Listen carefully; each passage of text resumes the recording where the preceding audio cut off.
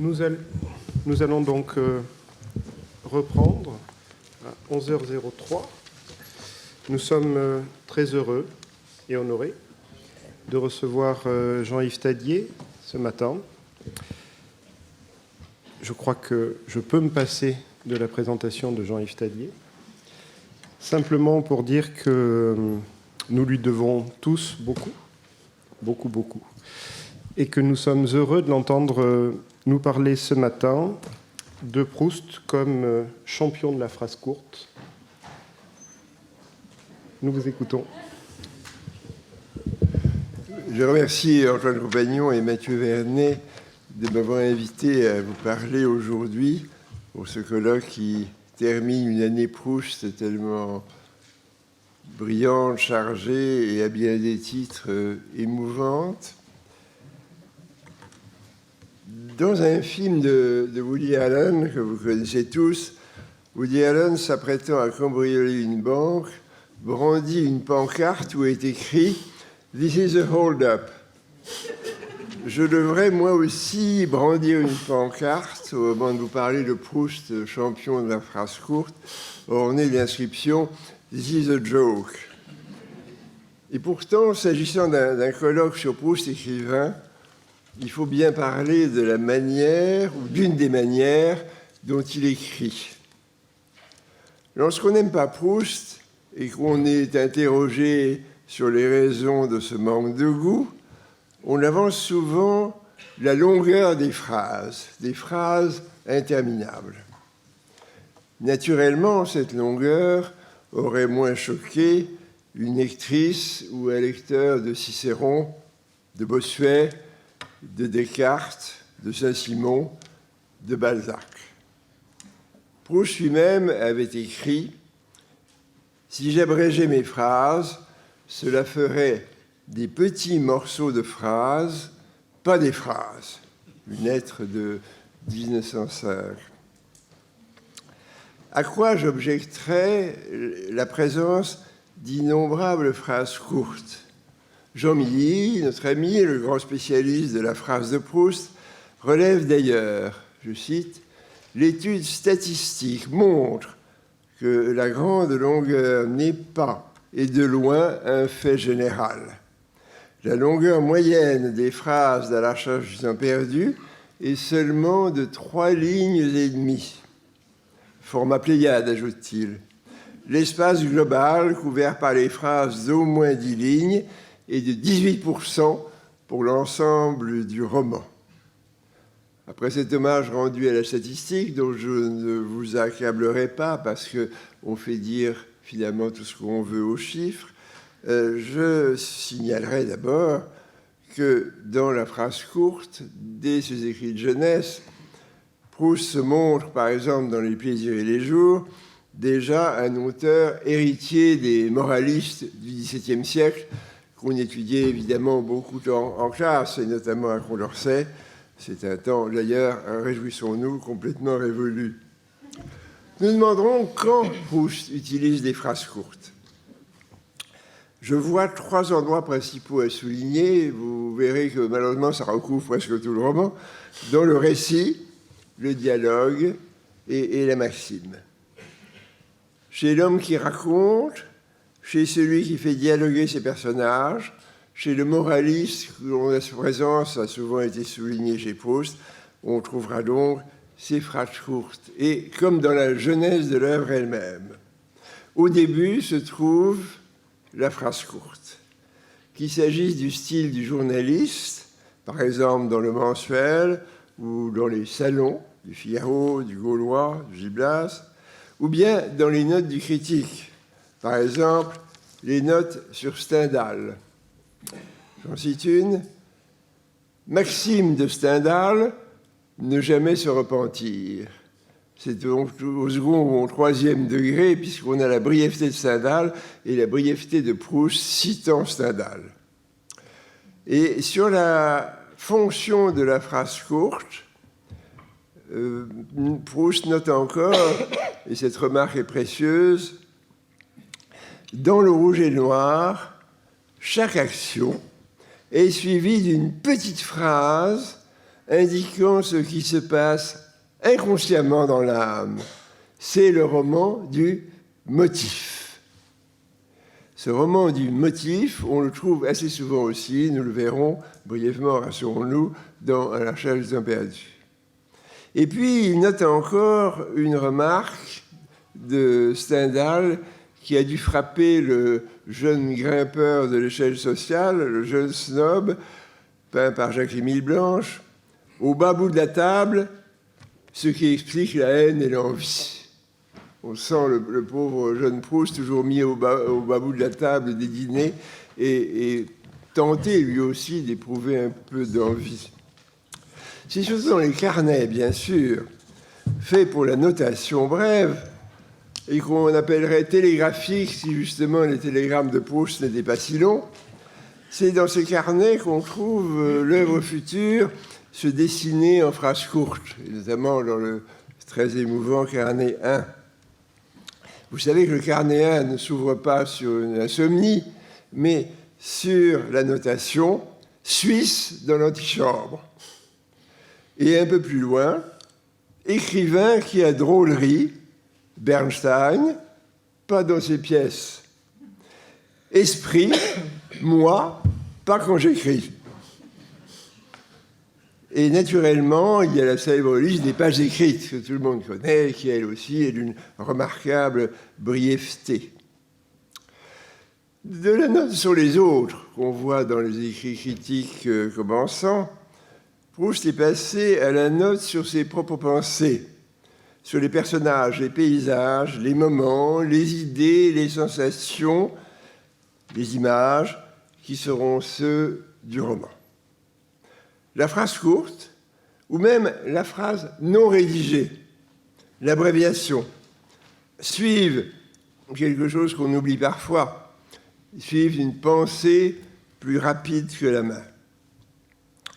Certaines de ces notations ne seront d'ailleurs jamais exploitées. Il y aurait un travail amusant qui a sans doute déjà été fait 10 fois, mais je ne le connais pas, sur les notations qui n'ont pas été suivies de développement. Pas de développement non plus pour la dernière phrase de la dernière lettre à Gaston Gallimard. L'être suivra quand pourrait.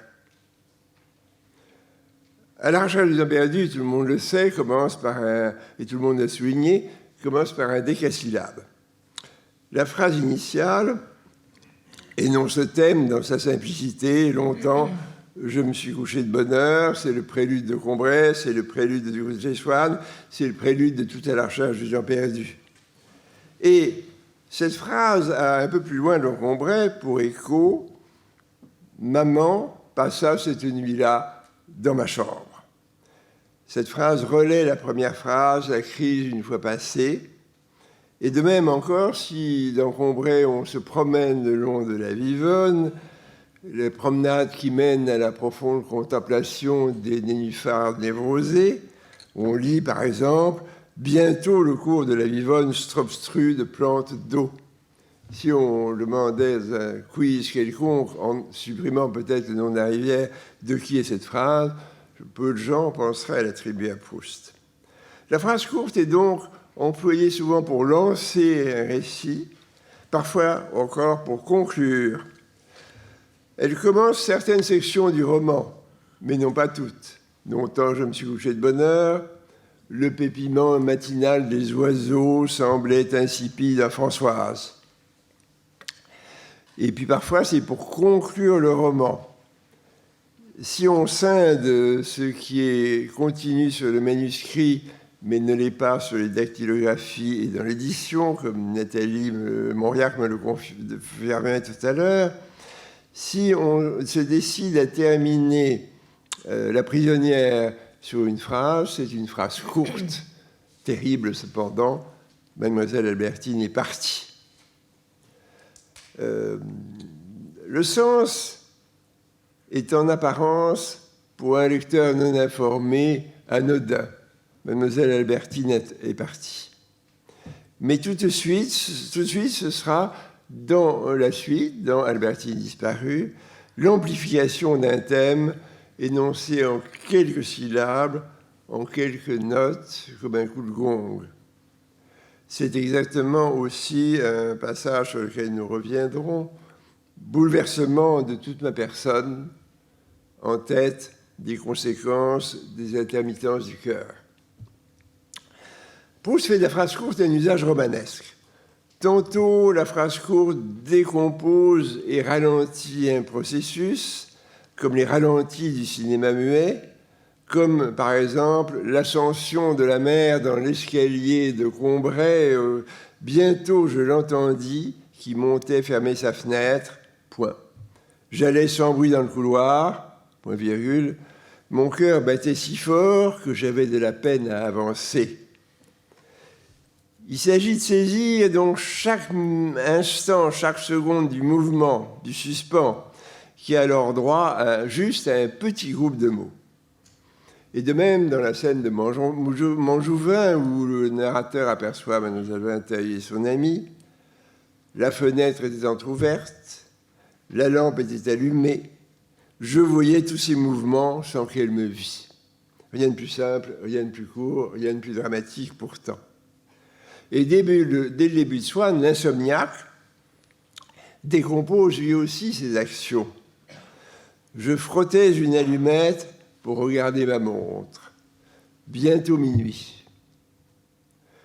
Et lorsque Bergotte, la prisonnière, tombe du canapé, en ce temps heureux où on pouvait encore trouver des canapés dans les expositions, la phrase dit simplement « il était mort ». D'autres interrogations plus graves, métaphysiques même, s'expriment alors en quelques mots. Le passé de Combray est-il mort pour toujours ? Se demande le narrateur. Mort à jamais, c'était possible. Et ce mort à jamais, c'était possible, justement, sera repris dans l'interrogation bien plus loin qui suit la mort de Bergotte. La même interrogation, mort à jamais, qui peut le dire ? Ainsi, la phrase courte rythme beaucoup de récits, avec des formules comme « mais tout à coup, le décor changea », qui aurait pu être écrite par Balzac aussi bien. Et parfois, la phrase courte résume tout un développement qui d'ailleurs parfois n'aura pas lieu. Ainsi, pour Albertine endormie, cette phrase très étrange, que j'avais dire complètement oubliée en relisant le texte, une fois n'est pas coutume, des races, des atavismes, des vices reposaient sur son visage. Point. Et plus bas, pour résumer l'activité physique et sensuelle ou sexuelle du narrateur, pour le peu qu'il en est, je m'étais embarqué sur le sommeil d'Albertine. Phrase admirable d'ailleurs qui comporte aussi une image et qui termine cette description du sommeil. Tout le développement sur le sommeil et l'union charnelle dans le texte qu'on appelle souvent la regarder dormir, qui était paru sous ce titre, sauf erreur, dans la NRF, tout ce développement se termine sur une autre sentence, comme on disait en latin, sous toute douceur charnelle un peu profonde, il y a la permanence d'un danger. Et puis, à l'annonce de la fuite d'Albertine, cette phrase que nous citions tout à l'heure en privé, « comme on s'ignore ». Comme on s'ignore, 4 pieds, une phrase. Le processus de la sensation et de l'événement peut être difficile à comprendre. Il faut donc s'arrêter pour le décrire avant d'analyser. C'est ce que fait la phrase courte. Elle résume le problème en quelques mots, comme un sujet à traiter. Ainsi, de l'épisode de la Madeleine, dans lequel les phrases courtes, on l'a oublié, se succèdent selon un rythme haletant. Il est haletant justement parce que les phrases sont courtes. Ce rythme qui convient parfaitement à la quête, et renforcé encore par le présent de l'indicatif. Je pose la tasse et me tourne vers mon esprit. C'est à lui de trouver la vérité, mais comment ? Rien de plus court, vous voyez. Ou plus loin, à propos du souvenir entrevu, qui sait s'il remontera jamais de sa nuit ? Et ces phrases contrastent avec la période admirable qui termine l'épisode et mime l'édifice immense du souvenir. Il y a d'ailleurs quelque chose de mimétique, bien sûr, dans la dimension de la phrase. La phrase brève peut d'ailleurs, suivant un usage tout à fait classique, qui est celui du XVIIe siècle, se trouver à la fin d'un portrait, comme le portrait de Legrandin. Un portrait à la manière de La Bruyère, dont autrefois tout le monde devait, en classe de 5e ou 4e, écrire des pastiches. Et Proust s'est entraîné à peindre des portraits à la manière de La Bruyère dès Les Plaisirs et les Jours. À la fin du portrait de Legrandin, il conclut simplement « Il était snob ». Évidemment, tous les écoliers ont écrit ça pour le portrait d'un gourmand, d'un paresseux, etc. À la fin d'un récit, ce n'est pas forcément la clé d'un complètement psychologique qui intervient, c'est parfois une dissonance tragique. Souvent, l'ami redescend seul. Et pour conclure une scène, bien sûr, il y a le bouleversement, le jeu de personne, Mademoiselle Albertine est partie, ou bien parfois pour la lancer. Au point d'ailleurs qu'on en a fabriqué quand il n'y en avait pas, comme pour ouvrir Albertine disparue. Il n'y a rien dans Mademoiselle Albertine est partie, il n'y a rien, il n'y a pas de matelas pour amortir le choc. Il s'agit d'un condensé de récit qui est très différent, donc de la maxime, prolongée par l'admirable phrase « Comme la douleur va plus loin en psychologie que la psychologie ». Si on considère généralement le style de Proust comme musical, comme l'a dit admirablement Spitzer dans ses études de style de 1927, comme un chant premier qui vibre sous les mots, il s'agit ici, dans la phrase courte, me semble-t-il, d'une rupture musicale et moderniste. Ce changement brutal de rythme est l'équivalent stylistique, pour moi, pour un instant, des syncopes de Stravinsky, de Bartók et de Darius Milhaud. Dans les dialogues, dont ceux inspirés par le théâtre, moins d'ailleurs par Racine que par le théâtre de boulevard, on retrouve ces phrases courtes pour une raison très simple. Évidemment, c'est que le théâtre ne supporte pas les phrases longues. Les acteurs ont d'ailleurs tellement de mal à prononcer les mots maintenant qu'il vaut mieux que les phrases soient courtes. À l'exception, bien sûr, des drames de Claudel, chez qui la phrase longue est toutefois rompue par le verset. Donc, les répliques se doivent d'être brèves pour être perçues et comprises, et même pour faire rire, s'il s'agit des pièces de boulevard dont Proust est friand. Le théâtre, tragique ou comique, est une école de brièveté. Évidemment, une pièce a en général, mettons, 60 pages. Un roman, peut-être 250, pour faire de grandes moyennes. On voit tout de suite qu'il s'agit d'un genre beaucoup plus bref. Et alors, on citera bien sûr le célèbre rupture, décomposition de la phrase d'Hermione qui se termine par « Qui te l'a dit ?» dans le Remarque. Et Racine ici est rejoint d'ailleurs par Feydeau, par une phrase comme « Qu'est-ce que tu veux encore t'imaginer ?» prononcée par une femme qui est surprise au lit avec son amant par son mari. Le mot d'esprit, d'ailleurs, dont Proust était un grand amateur et un grand producteur, d'ailleurs, est souvent un mot non pas racinien, mais de boulevard. À propos d'un tableau, à qui attribuez-vous ? À la malveillance. Et Proust, bien sûr, pique les mots historiques, comme à une phrase qu'on croirait de Proust lui-même, qu'il fait sienne d'ailleurs, mais qui est en réalité d'une Madame de La Rochefoucauld. Il n'est pas de belle prison. C'est dans La Prisonnière, je crois. Le duc de Guermantes ressemble assez au duc de Montlévrier des deux amis de Proust, Flers et Caillavet, dans L'Habit vert, par exemple, lorsque le duc dit toujours, comme quelqu'un que, d'ailleurs, j'ai bien connu et qui était ici aussi, mais je me porte bien quand on lui demande comment il va, sans d'ailleurs jamais dire « Et vous, comment allez-vous ?» Eh bien, le duc de Guermantes fait la même chose. Proust, vous le savez bien, était amateur de théâtre de boulevard et de chansons musicales. On vient d'ailleurs de monter un spectacle sur ce thème. Et sa mère, qu'il était aussi, applique avec lui à Robert Proust le surnom de Ferdinand le Noceur, ce qui montre bien leur connaissance des pièces de boulevard, puisque c'était une pièce qui se jouait à ce moment-là.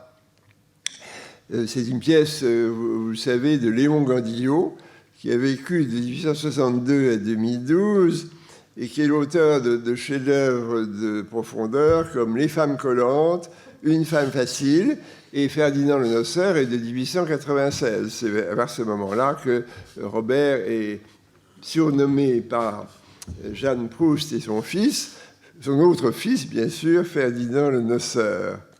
C'est ça l'esprit que Proust appelle l'esprit Méliac et Halévy.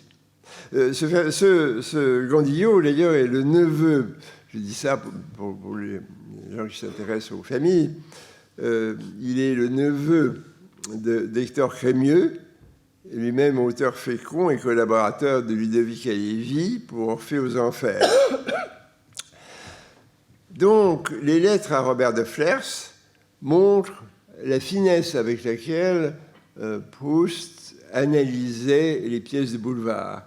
Dans une lettre qui était présentée à la vente du 15 décembre, où j'ai ramassé beaucoup de manuscrits de Proust, il y a une lettre où il y a une analyse très subtile du roi. Une pièce qui se jouait encore dans les années 50 et maintenant complètement oubliée, de Flers et Caillavet, opposition entre un roi en visite à Paris et un bourgeois parvenu. À vrai dire, on ne parle plus de bourgeois parvenus puisqu'ils sont tous parvenus. Dans un véritable mot de théâtre, comme le vieillard stupide, il l'aime d'Hernani, Proust résume ou révèle toute une situation dramatique, comme dans la phrase « Chaque personne est bien seule », qui fit le moment où le médecin est pressé d'aller à un dîner et ne peut pas s'occuper de la grand-mère. La phrase de théâtre, dans les dialogues, est souvent pourvue d'un long commentaire qui en explore les dessous chez Proust. La phrase brève, c'est celle qui demande, si elle est réussie, c'est celle qui demande à être expliquée. Le sens caché, le retentissement, les hypothèses. C'est en ça que Proust est le contraire d'une certaine littérature contemporaine où dominent les phrases brèves, mais sans qu'aucune explication en soit nécessaire. Ça remonte, ces phrases brèves, sinon au naturalisme de Jules Renard, les nôtres, je veux dire, de notre époque, du moins peut-être au behaviorisme et à Hemingway, par exemple, que l'on retrouve d'ailleurs constamment dans le roman policier, et aussi chez Siménon. Car si un monde complexe est embrassé par une pensée structurante, il y a des moments où la vérité est si simple et si atroce qu'elle brise tous les filets, toutes les structures, toutes les longues phrases pour s'imposer en quelques mots, se faire casser le pot, par exemple. Il n'y a pas que le mot d'esprit qui soit dans des rapports avec l'inconscient. La phrase courte est parfois un résumé brutal, accru par la phrase nominale. Je reviens toujours à bouleversement le jeu de ma personne. La phrase courte est celle de la révélation qu'il va falloir ensuite digérer et assimiler. Albertine est l'amie de Mlle Vinteuil. Albertine est la blanchisseuse. La phrase « Tu me mets aux anges » surprise est notée par Aimé qu'il rapporte au narrateur. Ce qui fait que, en se livrant peu par le langage, elle accroît le mystère.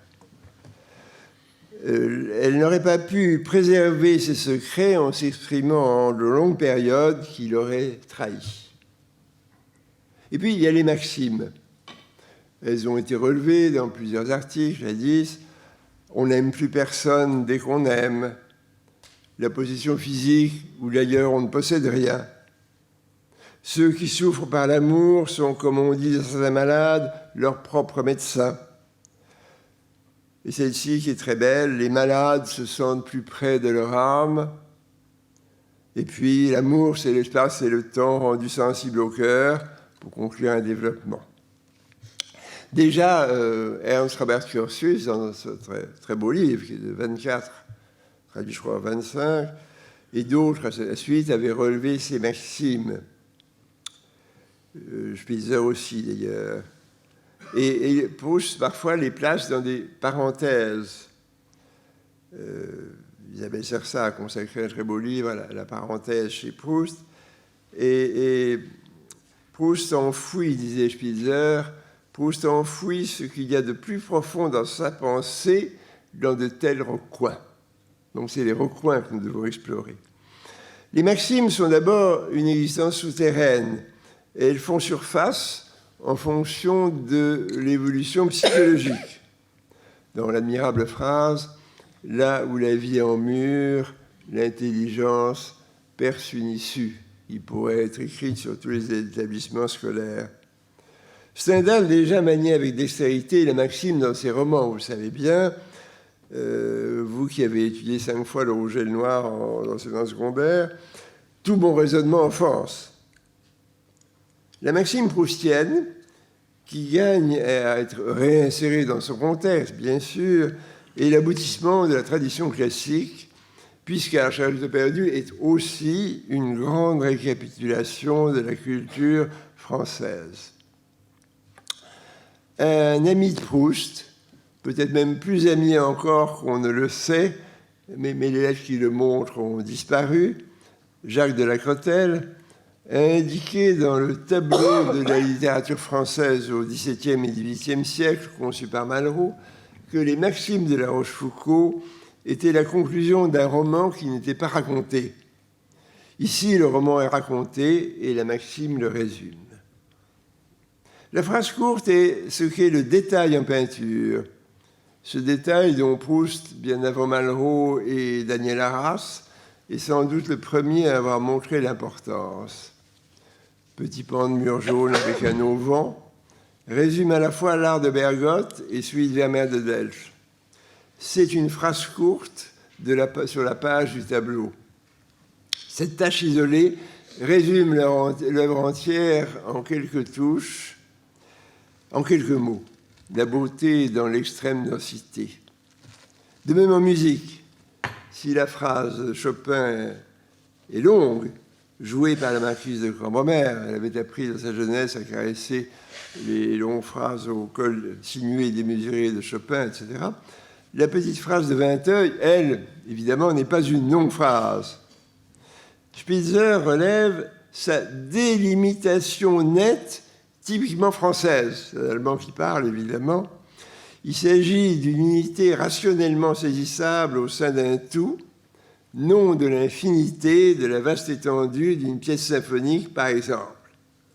Et en ça, elle s'oppose, bien sûr, au septior de Vinteuil dans La prisonnière.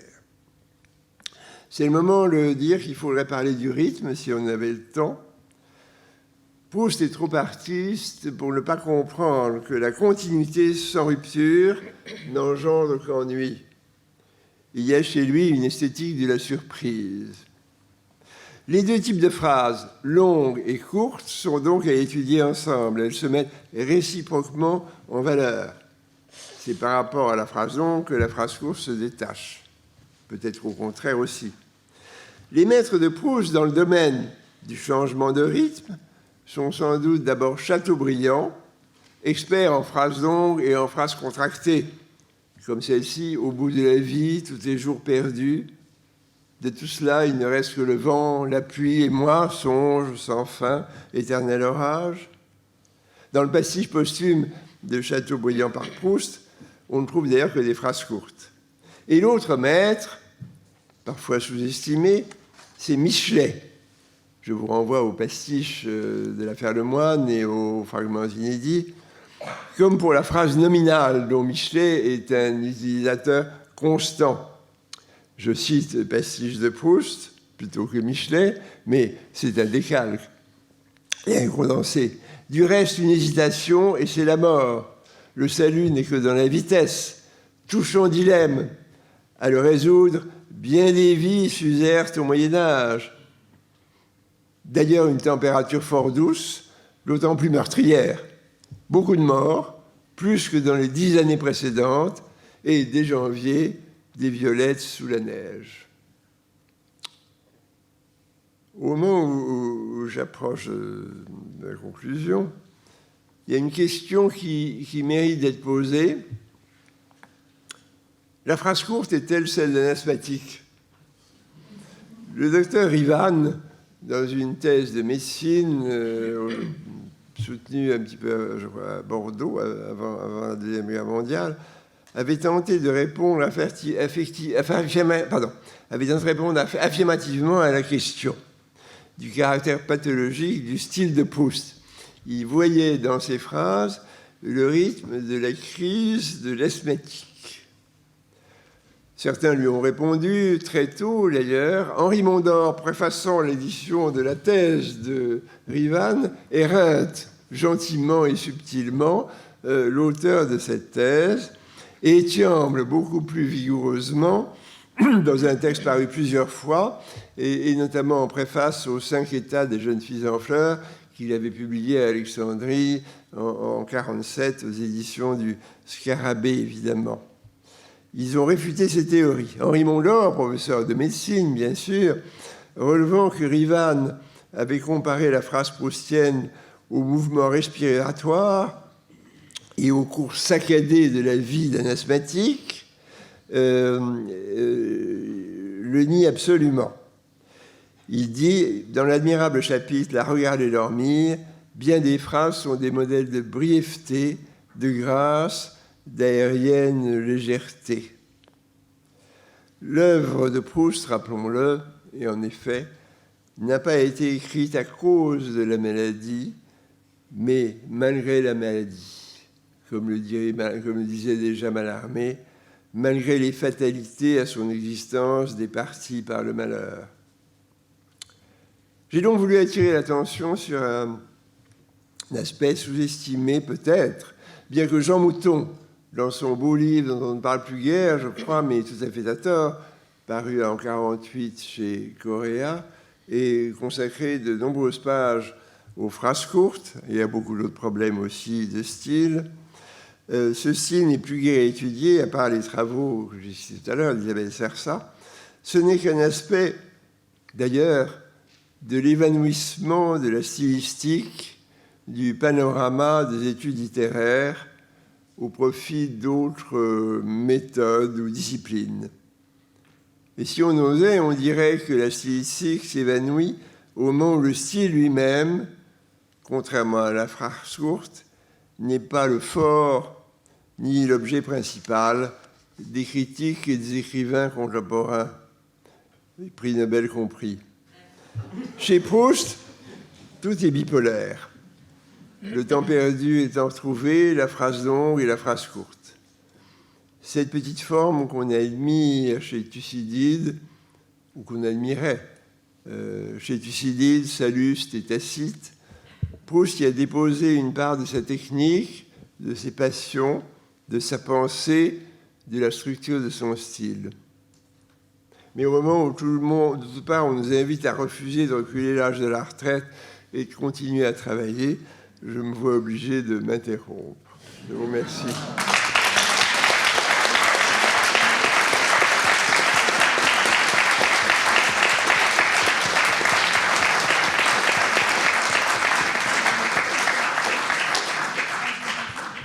Merci beaucoup, Jean-Yves, pour ce parcours dans l'œuvre de Proust.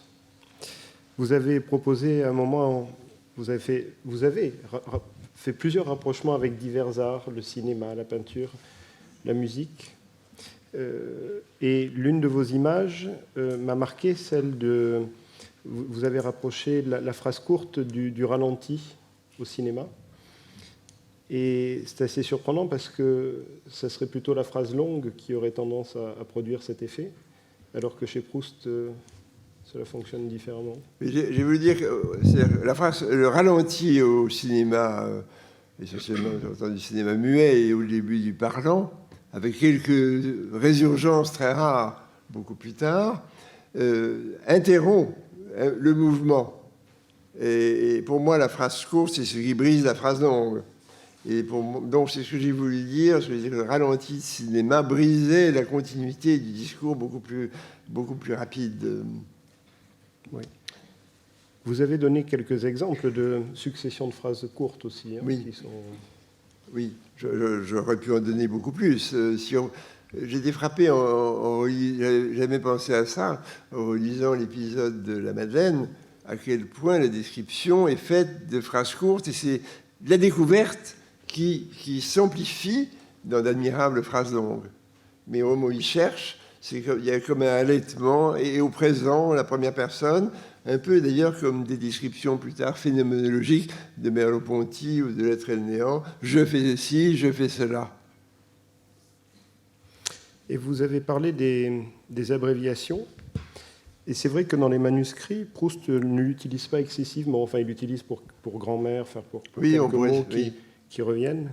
Et je me souviens, avec Antoine Compagnon, nous, en lisant un manuscrit il y a quelques mois ou années, nous n'arrivions pas à lire un mot.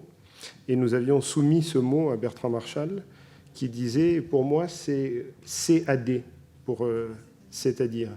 Et nous avons quand même résisté à cette lecture qui paraissait assez peu proustienne de l'abréviation. Il n'abrège pas les mots. Oui, non, en général pas, mais certains enfin, grand-mère, c'est GD, oui, bien sûr, oui.